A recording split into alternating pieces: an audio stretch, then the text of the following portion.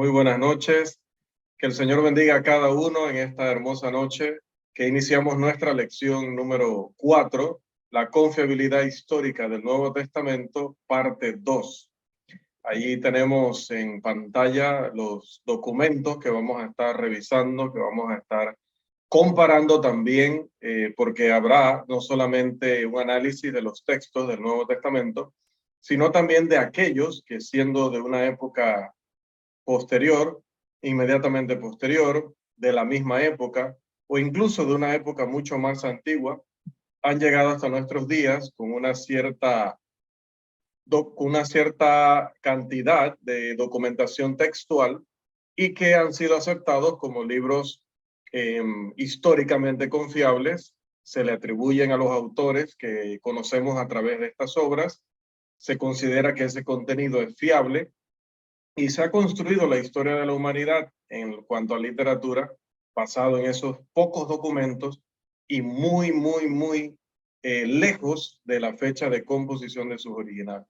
Entonces, siendo que cuando hablamos del Nuevo Testamento estamos hablando de documentos antiguos también, literatura que aunque haya sido inspirada por Dios, fue escrita por hombres que él eligió, pero hombres con tinta, con material humano, material que utilizaban los seres humanos, me refiero, para escribir en ese momento cualquier tipo de documento, sea documento legal, documento religioso, documento personal.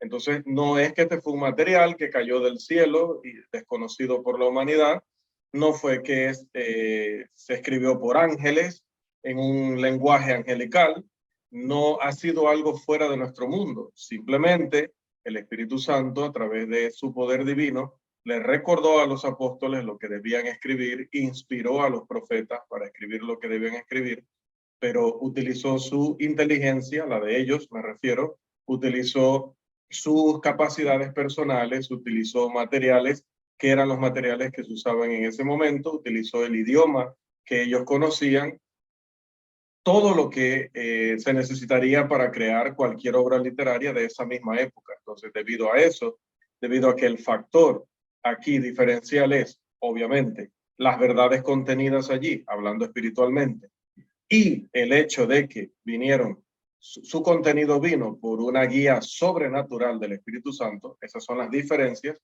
En todo lo demás, son similares a cualquier obra literaria de su tiempo anterior o inmediatamente posterior. Por lo tanto, si son confiables estas obras, que tienen muchísima menos evidencia que la evidencia de la que goza el Nuevo Testamento, entonces estamos hablando de que el Nuevo Testamento es, en definitiva, un documento histórico o un conjunto de documentos históricos totalmente confiable. Así que vamos a explicar hoy, vamos a utilizar en nuestra explicación y en el desarrollo de esta lección, vamos a utilizar, como les había advertido la semana pasada, citas de expertos en la lingüística de la época de los escritos del Nuevo Testamento y anteriores, digamos, estudiosos de las obras clásicas griegas y romanas y de otras naciones.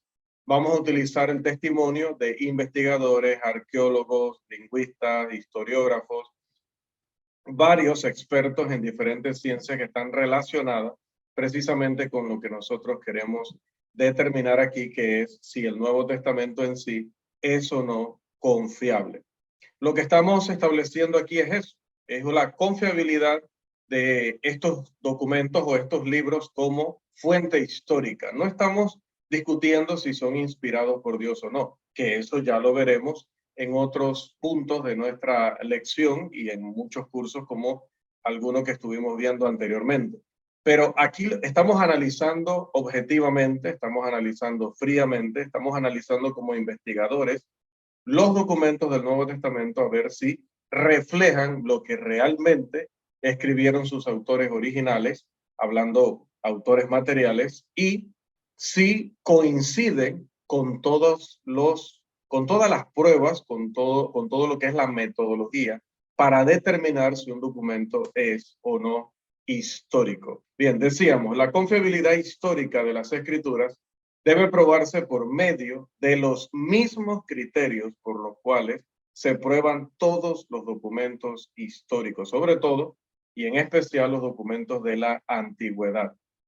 C. Sanders, en su libro Introduction to Research in English Literature, que sería Introducción a la investigación en la historia de la literatura inglesa, él menciona y explica los tres principios básicos de la historiografía.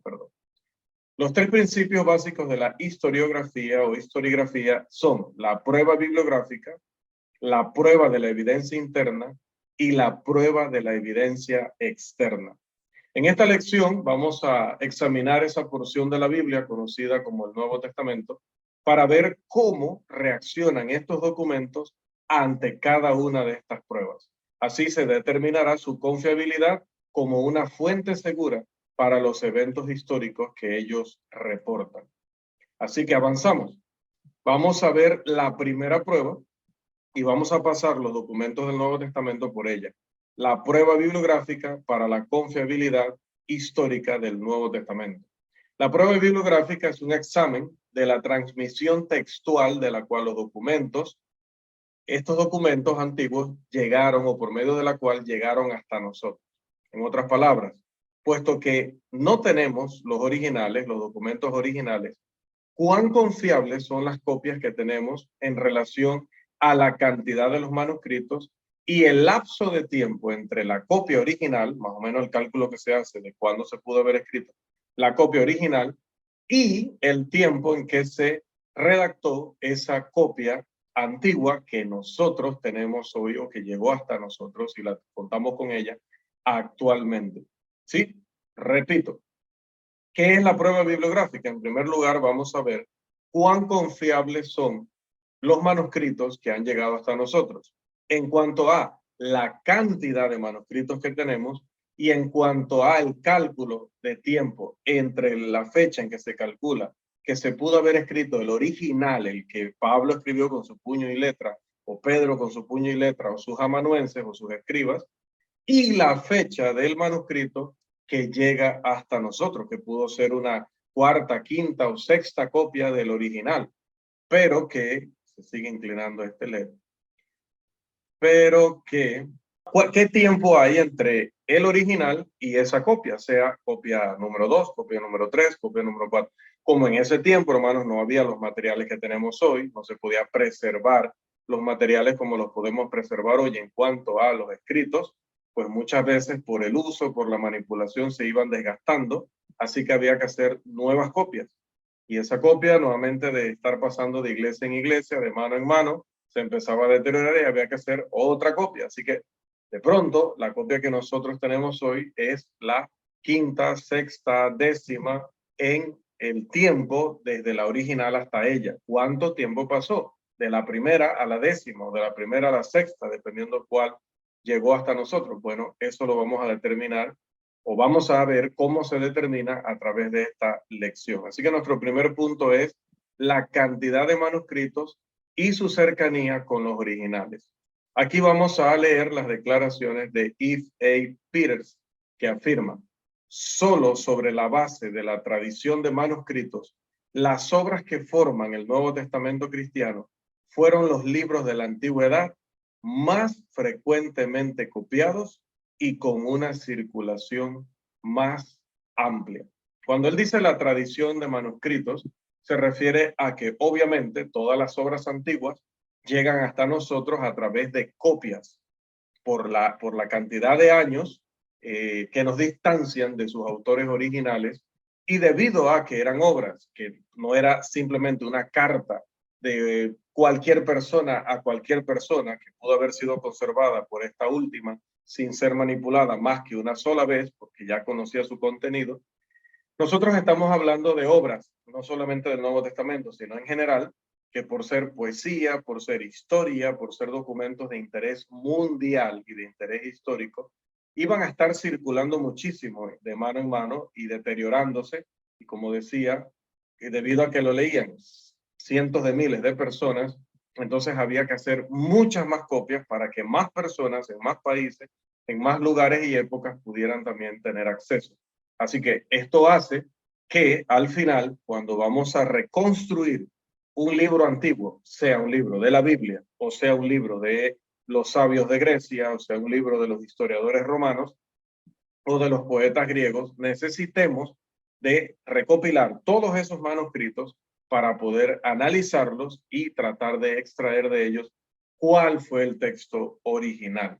Sobre eso dice Peters que el Nuevo Testamento es el que más copias tiene y es el que circuló más ampliamente. Así que, como decía en una lección anterior, una de las cosas importantes del Nuevo Testamento o de los manuscritos del Nuevo Testamento es que difícilmente podían, o de manera imposible, más bien era imposible, falsificar el contenido de los originales sin ser detectados, sin ser denunciados, porque estos manuscritos fueron copiados por diferentes personas en diferentes países, en diferentes momentos, llegando a diferentes latitudes, y preservados por gente demasiado interesada en que el mensaje se conservara puro, porque así lo tenía la providencia divina, y es que la importancia de estos documentos también lo requería. Si se cuidan hoy, imagínense en aquel tiempo. Era imposible que alguien lo falsificara sin ser descubierto de una manera muy sencilla. Imagínense que actualmente, hablando de un cálculo, porque hay diferentes listas y diferentes cálculos, así que por favor no me salga al final en nuestro pequeño foro que siempre hacemos luego fuera de cámaras, que, bueno hermano, yo leí que son 5.694 y me sale, no hermano, yo leí que son tal. No, es que en realidad, dependiendo del investigador, de la fuente, de los cálculos, a veces se habla de más cantidad. ¿Por qué? Porque a veces un historiador o un arqueólogo ve un manuscrito, un pedacito demasiado pequeño y dice, no, ese no lo contaré como manuscrito. Pero otro dice, bueno, aunque sea un pedacito así, igual ahí está la letra de un escriba que estaba copiando el Nuevo Testamento, por lo tanto para mí es un manuscrito, aunque solo tenga 2 o 3 palabras. Entonces, por esas pequeñas evaluaciones, pues al final alguno dirá otras cantidades, pero para efectos de nuestro curso diremos que hay 5.686 manuscritos, sea que estén completos o que nos hayan llegado solo partes o pedacitos, los cuales fueron copiados, tal cual su nombre dice, manuscritos, fueron copiados a mano desde el siglo II hasta el siglo XV. Durante todo este tiempo se estuvo haciendo copias manuales de la escritura, a las cuales nosotros hoy les llamamos manuscritos. Como resultado, la fidelidad del texto del Nuevo Testamento descansa sobre una multitud de evidencias de manuscritos.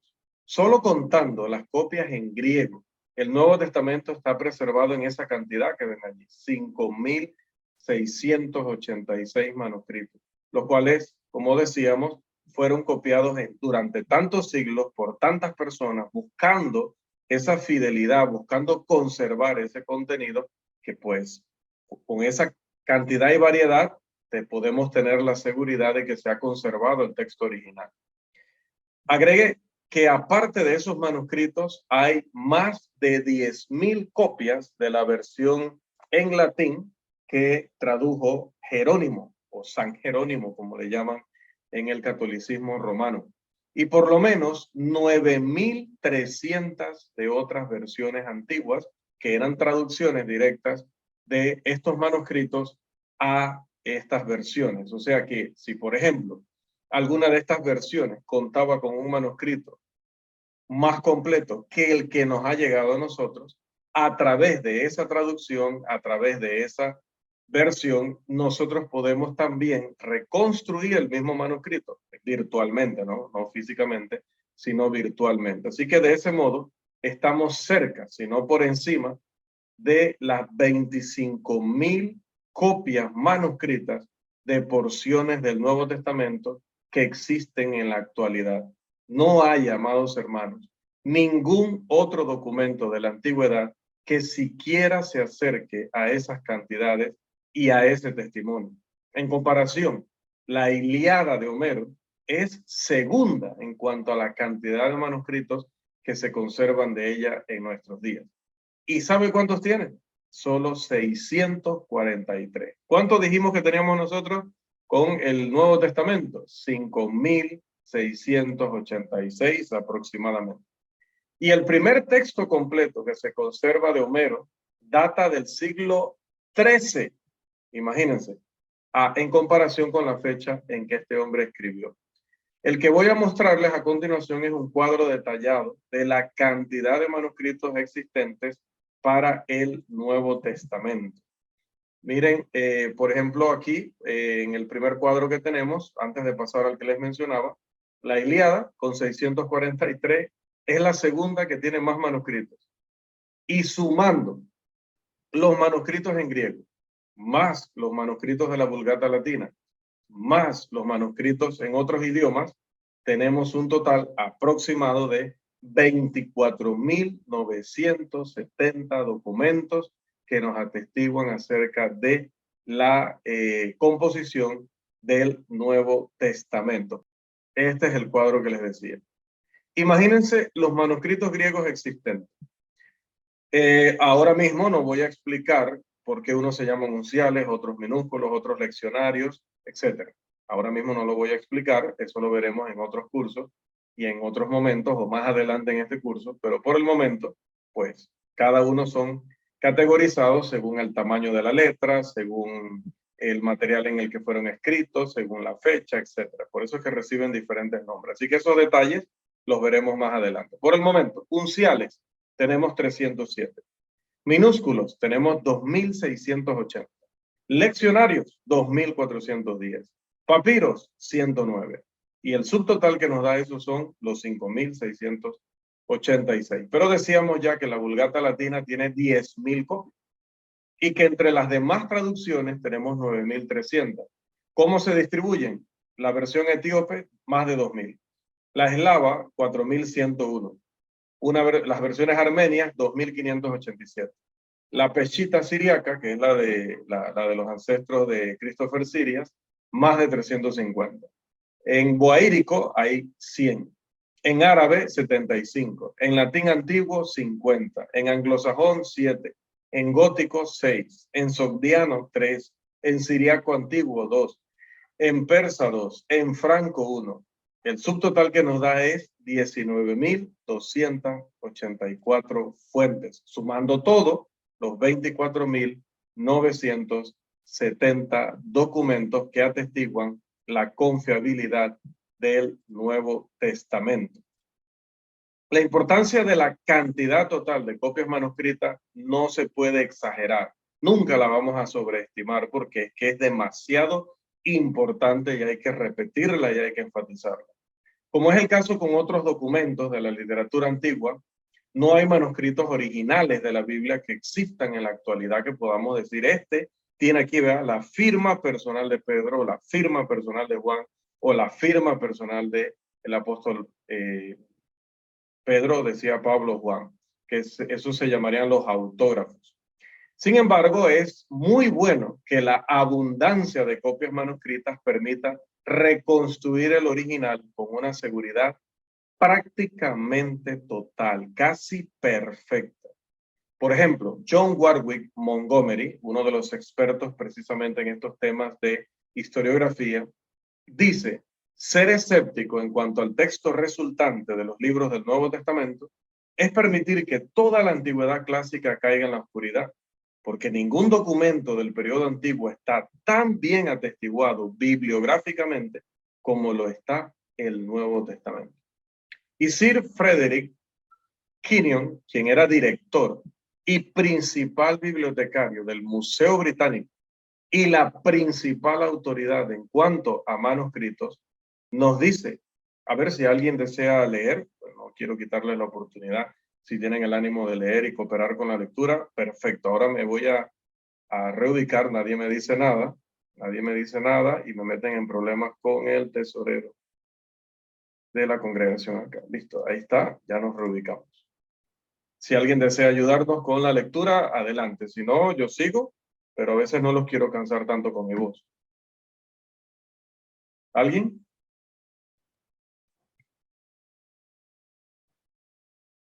Si no, seguimos. No hay problema. Bien. Decía Sir Frederick Kenyon, aparte de la cantidad, los manuscritos del Nuevo Testamento son diferentes de aquellos de los autores clásicos. No hay ningún otro caso en el que el intervalo de tiempo entre la composición del libro y la fecha de los manuscritos existentes más antiguos sea tan breve como en el del Nuevo Testamento. Los libros del Nuevo Testamento fueron escritos en la última parte del siglo I. Los manuscritos existentes más antiguos, exceptuando fragmentos insignificantes, son del siglo IV, es decir, unos 250 a 300 años después. Esto puede parecer un intervalo grande, ¿no? Considerable, pero hermano, pero imagínense, 250 años después que escribió Pablo, o 300 años después que escribió Pablo. Sí, pero no es nada comparado, dice Kenyon, con el tiempo que separa a la mayoría de los autores clásicos de sus manuscritos más antiguos. Y quizá porque nosotros, obviamente, por razones obvias, no manejamos esos datos, no manejamos esa estadística, pues nos asusta que de pronto venga un escéptico, venga un ateo y nos diga, ¿tú sabías que los manuscritos más completos del Nuevo Testamento fueron redactados casi 300 años después de los originales? ¿Cómo tú estás seguro de que 300 años después esa persona estaba verdaderamente copiando el texto original que Pedro, que Pablo, que Juan, que Judas hayan querido hacer llegar a las congregaciones? Bueno, cuando te salen con ese argumento te pueden asustar, pero si llegas a dominar los datos acerca de cuánto tiempo hay entre los originales de estos historiadores griegos y romanos, de los poetas griegos, de muchos que escribieron en la antigüedad, ¿cuál es la distancia entre el original y las copias que nos llegaron hasta nosotros hoy? Nos vamos a dar cuenta que el Nuevo Testamento los deja, pero a años luz. Sigue Kenyon, creemos que tenemos en todo lo que es esencial un texto seguro de las 7 obras existentes. Ok, perdón, punto y seguido, ¿no? Dice él, creemos que tenemos en todo lo que es esencial un texto seguro de las 7 obras existentes de Sófocles. Ahí está dando un ejemplo de la antigüedad. Sin embargo, el manuscrito básico sobre el que están basadas fue escrito más de 1400 años después de la muerte del poeta. Así que imagínense, si alguien viene a ustedes y les dice, bueno, pero es que los manuscritos más completos del Nuevo Testamento fueron redactados 300 años después, eso ya estaba totalmente corrompido. Usted le va a preguntar, ¿pero por qué? Usted no acepta que las obras, obviamente tiene que ser alguien culto en este sentido, ¿no? Usted acepta que las obras de Sófocles son las obras de Sófocles en realidad. Pues sí, claro que sí, eso está comprobado. ¿Cómo está comprobado? Si usted me dice a mí que un periodo de 250, 300 años después es demasiado, resulta que el manuscrito que se tiene o los manuscritos que se tienen de las obras de este autor secular tienen una distancia, una diferencia aproximada de 1400 años entre su autor y el manuscrito copia. Porque usted puede confiar en un documento que se escribió 1400 años después de su original y no puede confiar en uno que se escribió 250 años o 300 años después de su original. Entonces, aquí usted empieza a desarmar a este tipo de personas con estos argumentos que no son más que falacias, que son personas que realmente no se han preparado, que no han investigado y que simplemente están repitiendo a alguna otra persona. Por eso es que usted no puede hacer lo mismo. Le decía hoy a un hermano, mira hermano, alguien me preguntó esto, ¿qué le puedo decir? Y yo le decía, bueno hermano, esa respuesta que el hermano busca, yo de repente caigo mal o de repente pensarán que soy egoísta o de repente pensarán que me da pereza o no sé qué concepto tendrán o mis estudiantes o qué concepto tendrán los hermanos en la congregación o los, bueno, muy dichosamente los hermanos de fuera de la congregación que a veces también me consultan, y no me refiero a todos, digo a algunos, de que si es que me da pereza, si es que soy egoísta, o si es que me complico solo, pero yo le decía al hermano, mira, claro que yo te puedo decir, claro que yo te puedo decir directamente. Un ejemplo, mira, el autor de Hebreos es el apóstol Pablo, indubitablemente. Y tú empiezas a repetir en tus sermones, en tus clases, que el autor de Hebreos es el apóstol Pablo. Estoy poniendo un ejemplo, no estoy afirmando eso con la aclaración, que quede grabado. Y empiezas a repetirlo, pero de pronto hay un hermano que tiene otra posición, que sí ha leído bastante, que se ha documentado, que tiene muy buenos argumentos en contra de esta posición mía, de que Pablo sea el autor de Hebreos. Otra vez digo, es solo un ejemplo. Y te cuestiona a ti, te va a encontrar a ti, quizás no me va a encontrar a mí, sucede mucho. Pero tú tienes una respuesta que ya yo te di hecha, una respuesta que tú no sabes cómo yo llegué allí.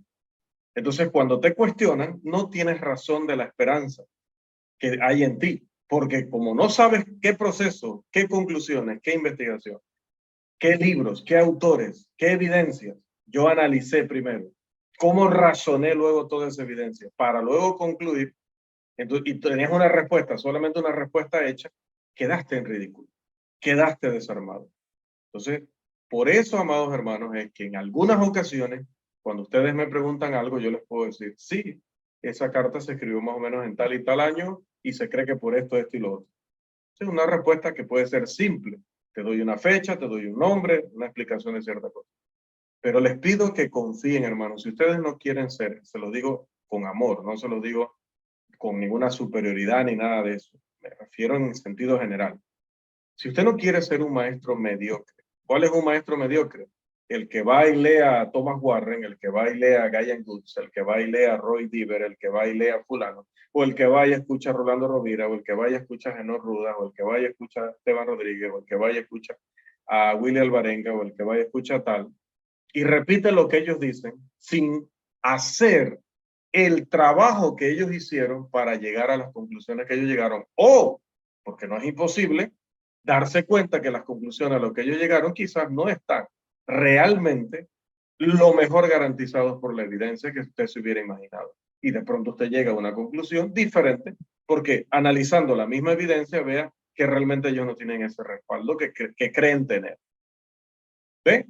Entonces, no sea mediocre, porque el maestro mediocre va a ser el que luego, y se lo voy a decir sinceramente, otra vez, ustedes saben cómo yo hablo, el que luego se va a parar a dar una clase y va a tener terror de que le pidan justificación de lo que está enseñando. Va a tener terror de que alguien quiera preguntarle algo más detallado o más específico de lo que está explicando. ¿Por qué? Porque como está repitiendo solo lo que Rolando dijo o lo que Ramiro Ramírez dijo, o lo que Lorena Fischer dijo, entonces como no sabe cómo llegaron ellos a esa conclusión, va a quedar en ridículo. Se va a notar que simplemente está repitiendo otro. Pasa mucho con lo del griego y el hebreo. Yo siempre lo he dicho, yo no es que hablo griego ni hablo hebreo ni nada, pero trato de verificar con todos los autores posibles, trato de validar con obras de gramática, trato de verificar los lexicógrafos para, los léxicos para darme cuenta si verdaderamente la definición que está compartiendo un autor es o no es, si la explicación que está dando un autor es o no es. Pero no me pongo a repetir como loro lo que otro ha dicho, porque si lo hago y no lo puedo justificar, voy a quedar en ridículo. Entonces, hermanos, entiendan eso. No les voy a responder algo sobre Apocalipsis en una sola frase, como usted lo quiera, así como si fuera una sardina, como si fuera un pedazo de atún, porque el día de mañana, cuando le cuestionen sobre eso, usted no lo va a saber explicar. Y tampoco quiero discípulos míos, quiero discípulos de la Biblia, quiero discípulos de Cristo, no quiero discípulos míos. Si usted va a repetir solo lo que yo le voy a decir, usted se convierte en un discípulo mío. Yo no quiero que usted sea un discípulo mío, quiero que ambos, usted y yo, seamos discípulos de Cristo. Para eso, tenemos que validar el texto, tenemos que validar la evidencia, no esté repitiendo simplemente lo que digo yo. Entonces, tenga paciencia de que vamos a llegar ahí y vamos a estudiar el milenio ese del que hablan los premilenialistas, y vamos a estudiar ese tema de divorcio y nuevas nupcias, y vamos a estudiar ese tema de todos los temas controversiales que ustedes saben que andan por allí.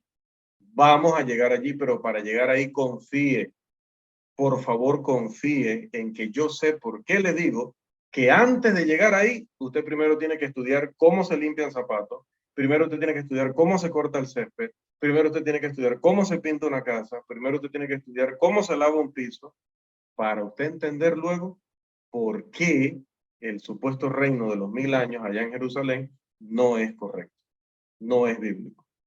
Usted podrá ver todo eso como innecesario, que trabajo, yo no tengo tiempo para eso, me mata la curiosidad. Pero hermano, ya le digo, tenemos dos opciones. Seguir produciendo robots que repitan lo que dijo otro, o formar seres que razonen por sí mismos, que analicen la evidencia, que vean todo el contexto y todo el panorama para llegar a una conclusión. Entonces, nuestros amados hermanos, cuando usted va a utilizar todo este tipo de información como el que estamos compartiendo ahorita, usted debe hacer lo que este servidor hace. ¿Usted cree que yo solamente agarro, por ejemplo, un texto base que utilizo es el curso de los hermanos de Sonce? Pero no solamente me leo a los hermanos de Sonce, me leo también a Josh McDowell, pero me leo también a Norman Geisler, pero me leo también a Wayne Jackson, pero me leo también a Bert Thompson, pero me leo, porque no le puedo creer a una sola persona todo lo que él me dice, porque no quiero pensar como él, quiero tener mis propias conclusiones, quiero hacer mi propia investigación. Cuando vengo a dar mi clase, no quiero estar repitiendo a nadie, quiero explicarles bien, porque luego es mi responsabilidad lo que usted también le vaya a explicar a la congregación. Porque si yo no le digo estas cosas y usted lo hace mal, yo también llevaré responsabilidad.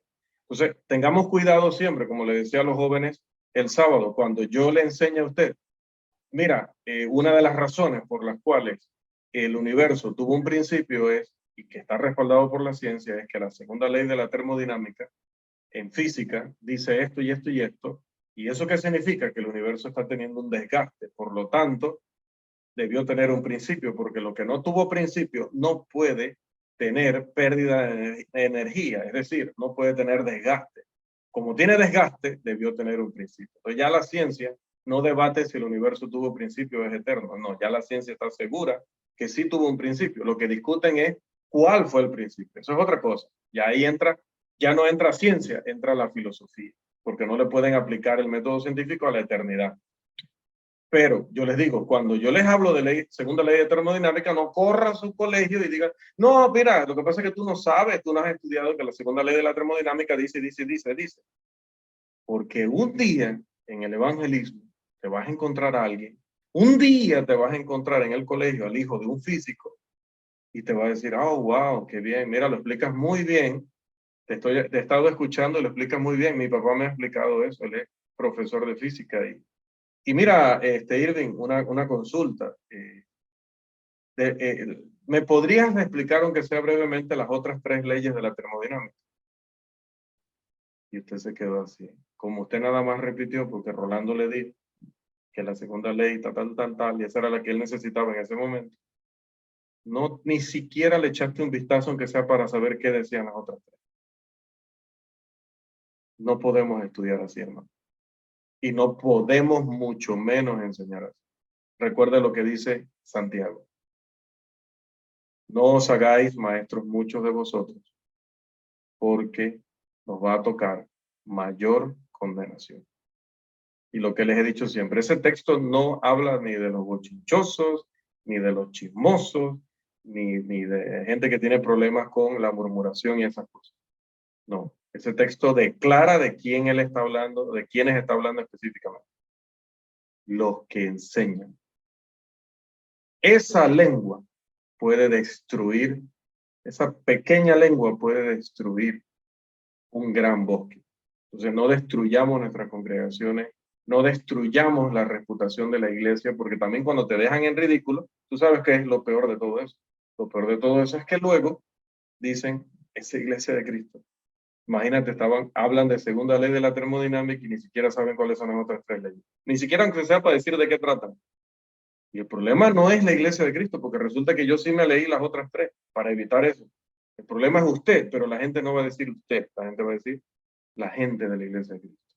Entonces, tratemos, hermanos, en medio de todo esto que estamos dando tantos datos, estamos dando tanto respaldo a esta información, también usted verificar, siempre le digo, vea ese video de YouTube, hermanos, en lugar de estar viendo telenovelas turcas, en lugar de estar viendo, se los voy a decir, hasta videos de recetas, en lugar de estar viendo tantas cosas, o sea, si usted puede ver todo eso, como lo hago yo, que puedo ver videos de análisis futbolístico y puedo ver recetas, pero porque yo cumplo viendo los videos que también tienen que ver con mi trabajo.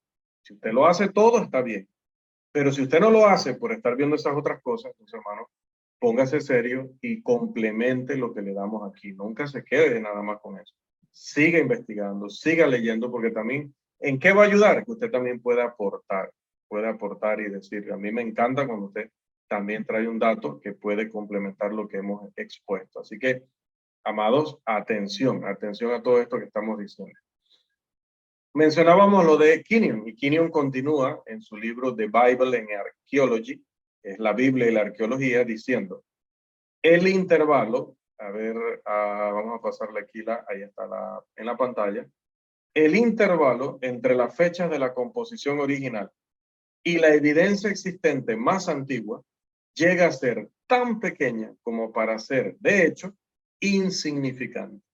De modo que se ha quitado el último fundamento para cualquier duda de que las escrituras no nos han llegado sustancialmente como fueron escritas.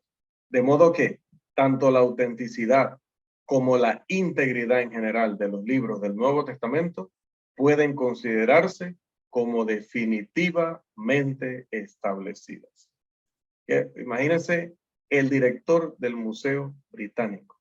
O sea, usted cree que ese individuo no ha estudiado cómo han llegado todas las obras que ellos recopilan allí, todas las obras históricas, todas las obras clásicas. Y él dice, cuando tú te enfrentas a la evidencia del Nuevo Testamento, te das cuenta del tiempo que hay, ese intervalo de tiempo tan pequeño, porque mira lo de Sófocles, 1400 años. Tú me vas a decir que entonces, si eso es seguro que es de Sófocles, ¿cómo no va a ser seguro que eso es de Juan, que eso es de Pedro, que eso es de Pablo, que eso es de Judas, que eso es de Lucas, que eso es de Marcos, si solamente lo separa? Hablando de los manuscritos prácticamente completos, porque si hablamos de fragmentos, recuerden que tenemos el John Rylands, por ejemplo, que está más o menos datado del año 130, 125, 130 después de Cristo. O sea, muchísimo menos tiempo. Entonces, ¿cómo vamos a dudar de documentos históricamente confiables si la distancia entre el original y su copia es la más pequeña entre todas las obras antiguas o todas las obras literarias de la antigüedad? Pero no solamente este señor, seguimos citando expertos. En el caso de Dockery, Matthews y Sloan, ellos escribieron, para la mayor parte del texto bíblico se ha transmitido una sola lectura. La eliminación de los errores de los escribas y de los cambios intencionales nos dejan solo con un pequeño porcentaje del texto, acerca del cual surgen algunas preguntas. O sea, hay pasajes donde usted se puede preguntar, este texto aquí, como el que les mencionaba de Colosenses 4, ¿no? ¿En realidad es sobrino de Bernabé o es primo de Bernabé? Puede haber una duda sobre eso, pero ya verá que esa duda no tiene ningún peso cuando se trata de la historicidad del Nuevo Testamento. Estos señores concluyen, para terminar la cita de ellos, debe afirmarse que la cantidad de tiempo entre la composición original y el siguiente manuscrito en existencia es mucho menor para el Nuevo Testamento que para cualquier otra obra de la literatura griega. Aunque ciertamente hay diferencias en muchos de los manuscritos del Nuevo Testamento, ninguna doctrina fundamental de la fe cristiana se respalda de alguna lectura disputada. Ahí está el porqué. Les digo que si acaso llega a haber una pequeña duda sobre algún término, alguna palabra en algún pasaje bíblico, sobre su autenticidad, si será o no será de Pablo, si será o no será verdaderamente de Juan, por lo menos donde pueda haber alguna pequeña duda, porque no hay suficiente evidencia para determinar lo uno o lo otro, gracias al Dios Todopoderoso, ha sido en textos y en temas que en nada afectan las doctrinas fundamentales bíblicas. Como por ejemplo eso. Si al final, como discutíamos en ese tiempo, ¿no?, mi hermano Minor y yo, era primo o era sobrino, una cosa era segura, eran familias, eran parientes. Entonces, al final, le decía yo al hermano, o sea, realmente pues llevé la discusión como para hacer un ejercicio, pero hermano, tampoco es que eso, pues de ahí depende mi salvación, ni que de ahí depende la existencia de la iglesia, ni de que ahí depende tampoco la salvación suya. Definitivamente era pariente, fuese uno o lo otro. Solo que, obviamente, si tú puedes determinar con mayor precisión qué era, sí hay ciertos matices que cambian, ¿no? No es lo mismo ser un primo hermano, que tienen allí esa igualdad prácticamente, a que Marcos fuera sobrino de Bernabé y tuviera cierta subordinación a una autoridad de este hombre como uno mayor que él. Entonces, mire que sí es interesante, igual, no es vital, no es indispensable, no afecta a la doctrina bíblica, pero determinar ese matiz ayudaría pues a hacer ciertas conclusiones que de otra manera no podríamos alcanzar. Pero sigo citando, por ejemplo, en el caso de Hort, dice este señor que trabajó en el texto griego del Nuevo Testamento. De hecho, cuando ustedes compran el texto griego de Clie, del editorial Clie, ese es dice Westcott-Hort. Bueno, ese Hort es ese que el señor que tenemos aquí.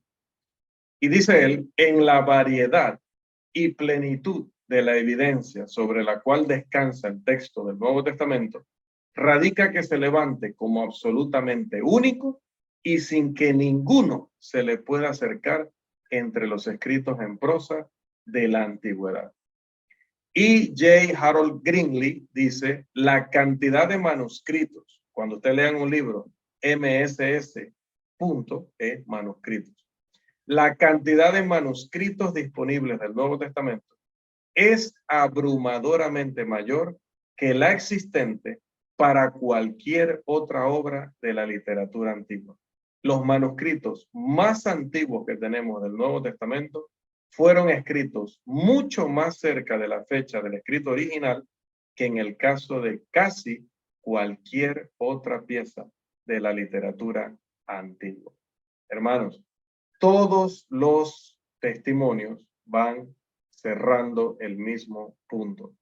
Sí, ¿cuál es la conclusión obviamente de todo esto? Si nosotros vamos a rechazar los documentos del Nuevo Testamento, tenemos que rechazar toda la literatura antigua que nos ha llegado de la misma forma, pero con muchísima menos evidencia en cuanto a cantidad de manuscritos y en cuanto a la calidad de manuscritos por el tiempo que hay entre el original y la copia, que en comparación con estas otras. También W.F. Albright informa, no hay ninguna otra obra de la antigüedad grecorromana que esté tan bien atestiguada por la tradición de los manuscritos como lo está el Nuevo Testamento. Hay muchos más manuscritos antiguos del Nuevo Testamento que de cualquier autor clásico. Los restos extensos más antiguos del mismo se fechan solo alrededor de 2 siglos después de su composición original. Y Edward Clenny nos dice, Dios nos ha dado 5.686 manuscritos que contienen todo o parte del Nuevo Testamento griego. Es el libro mejor preservado del mundo antiguo. No solo tenemos una gran cantidad de manuscritos, sino que estos son muy cercanos en el tiempo a los originales que representan. Algunos manuscritos parciales del Nuevo Testamento son del siglo II después de Cristo y muchos distan de 1 a 4 siglos de los originales. Estos hechos prueban ser asombrosos cuando se les compara con la preservación de otra literatura de la antigüedad. Y Clenny continúa diciendo, nadie cuestiona la autenticidad de los libros históricos de la antigüedad, porque no tenemos las copias originales. Sin embargo, tenemos muchos menos manuscritos de esas obras que los que poseemos del Nuevo Testamento. Y para que podamos todavía apreciar mejor esto, yo les tengo una tabla, pero aparentemente no la cargué en la diapositiva, así que para no perder la ventaja de que la puedan ver, permítanme agregarla aquí rápidamente para proyectarla. Y volvemos a cargar para que se actualice. Ahí va cargando, unos segunditos. Aquí la tenemos. Aquí la tenemos. Bien. Quizá podamos apreciar la riqueza que tenemos en los testimonios de los manuscritos del Nuevo Testamento si comparamos esa riqueza con el material textual para las obras históricas de la antigüedad. Por ejemplo, para las guerras gálicas de César, esa obra que se compuso entre el año 58 y 50 antes de Cristo, recuerde que antes se contaba, no antes se contaba, nosotros contamos los años de la antigüedad retrocediendo. Para esa obra hay varios manuscritos en existencia, pero solo 9 o 10 son de buena calidad. Y el más antiguo de esos 9 o 10 proviene de unos 900 años después del tiempo de César. Otro ejemplo, de los 142 libros llamados las décadas de Livio, que se escribieron del 159 antes de Cristo hasta el 17 después de Cristo, solo sobreviven 35 y eran, imagínense, 142. Los conocemos a partir de no más de 20 manuscritos que tienen algún valor y solo uno de ellos que contiene fragmentos de los libros tercero y cuarto. Y ese, lo más antiguo que es, o la fecha más antigua que se le puede calcular es el siglo IV. Si avanzamos de los 14 libros de los anales del historiador Tácito, que escribe aproximadamente en el año 100 después de Cristo, solo sobreviven de los 14, 4 y medio. Y de los 16 libros de sus anales, 10 sobreviven en forma completa y 2 en forma parcial. El texto de estas porciones que sobreviven de sus dos grandes obras históricas depende completamente solo de 2 manuscritos, uno del siglo IX y otro del siglo XI. El manuscrito existente de sus obras menores, que se llamaba Diálogo de Oratoribus, que es como diálogo de los oradores, proviene de un códice del siglo X, 1000 años después o 900 años después. La historia de Tucídides, que escribe más o menos entre los años 460 y 400 antes de Cristo, la conocemos por solo 8 manuscritos.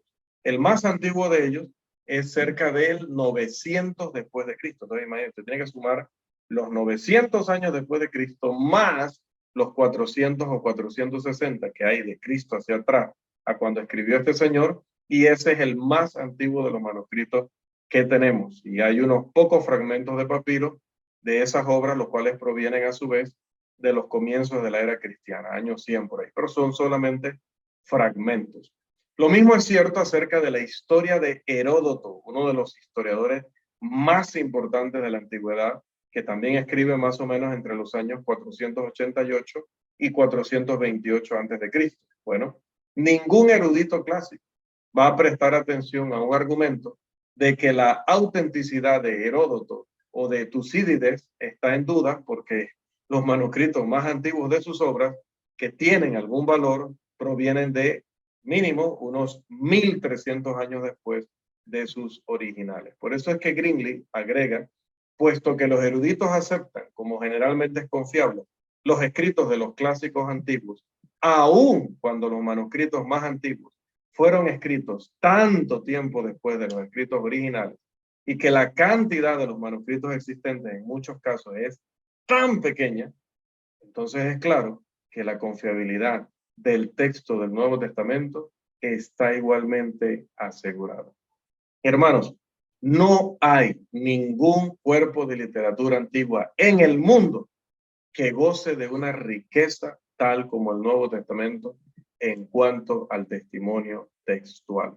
Así que definitivamente nosotros podemos decir en esta lección con toda confianza y con toda seguridad, y eso que no lo hemos terminado, lo que has terminado hoy es el tiempo de nuestra lección, pero aquí hay material, hasta aquí, hasta donde hemos hablado hoy, más lo que veremos en la segunda sesión, suficiente para que nosotros confiemos de que lo que escribió Pablo, lo que escribió Pedro, lo que escribió Juan, lo que escribió quien sea el autor de Hebreos, lo que escribió Judas, lo que escribió Lucas, todo, hermano, ha llegado hasta nosotros íntegro, ha llegado hasta nosotros el texto que Dios le reveló a los santos apóstoles y profetas. Por lo tanto, son documentos en los cuales se puede confiar como documentos históricos de la mejor calidad mundial en cuanto a literatura antigua. Bendito sea Dios, que proveyó los medios, los recursos para preservar su palabra, para que llegara hasta nosotros de manera íntegra. Y así como hoy estamos argumentando sobre el Nuevo Testamento, tenemos suficiente evidencia también para argumentar sobre el Antiguo, pero estamos enfocados en el Nuevo Testamento por razones obvias, ¿no? Es el testamento que trae el cristianismo, que trae a la iglesia y es nuestra ley vigente. Así que tiene prioridad que manejemos, hermano, esto. Claro, no le pido que lo maneje de memoria, no pido que usted sepa todos estos nombres, todas estas fechas, pero sí que estos cuadros y estas cosas que vamos a colocar, ya están colocados, de hecho, en el material que hemos estado desarrollando, usted los pueda tener allí siempre a mano. Incluso conozco estudiantes que cuando yo era estudiante también en la EVA, este tipo de cuadros o gráficos los imprimían y los colocaban en su Biblia, en la parte de atrás. Entonces, en un momento dado que estuvieran evangelizando, que estuvieran entrando a estos temas, pues tenían su tablita allí y se podían basar en ella, porque es que nadie te puede exigir que te aprendas todo esto de memoria. Ahora, si usted se lo aprende de memoria, gloria a Dios en las alturas y paz a los hombres en la tierra de buena voluntad, pero no es indispensable. Lo que sí es indispensable es que tenga la información a mano para cuando se encuentra con una persona que demande razón de la esperanza que hay en usted, cuando usted cree, dice, en esos documentos que ni sabe si ahí está lo que se escribió originalmente. Claro que lo sé. Lo sé como tú sabes también que todos los demás escritos de la antigüedad han llegado hasta nosotros de manera íntegra y se los atribuyes a sus autores, a pesar de que incluso hay una distancia, como decíamos, de 400, 1350, 1300, 1400, 1000 años, 750 años después de sus originales. Así que, amados, hasta aquí nuestra primera sesión de la lección número 4 y estaríamos continuando, si Dios nos da vida, salud y oportunidad, la próxima semana, el día martes.